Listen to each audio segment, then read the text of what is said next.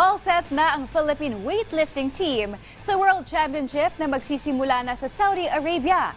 Unang bubuhat ang dalawang Olympic hopefuls na sina Lovelyn Inan at Rose G. Ramos. Para pagtibayin ang kanilang kapit sa 2024 Paris Olympic slot, alamin kung ano ang mga record na dapat nilang makuha dito sa ulat ni Kea Asuncion.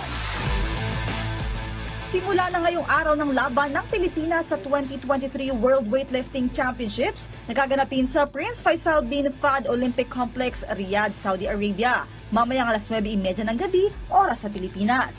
Mauunang bubuhat sina Lovelyn Inan at Rose G. Ramos sa women's 49 kg category.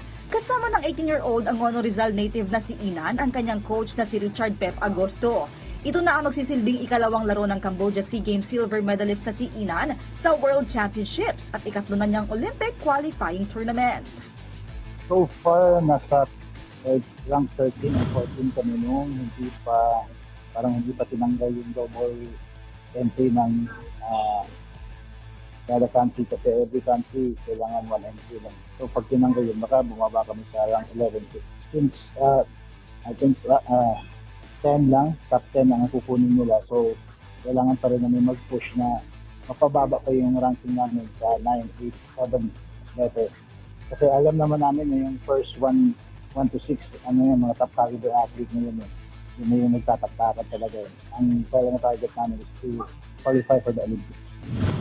Sa layuning mailagay sa safe spot si Inan, ayon kay Agosto ay kailangan lamang nilang mapataas ng 3 hanggang 4 na kilo ang record ni Inan. Kasama sa mga kalaban ni Inan sa Saudi Arabia meet at sa 2024 Paris Olympic slot, ang national team member at Team HD talent na si Rose G. Ramos.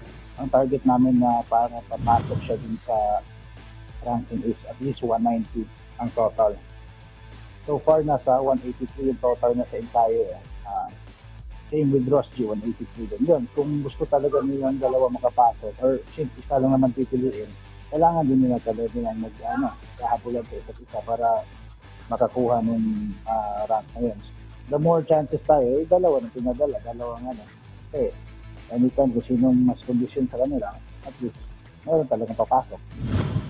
Sa mga susunod na araw, bubuhat naman sina Vanessa Sarno, Cristel Macrohon, Jan Febor Ceniza at Olympians Elrin Ando at Heidelin Diaz.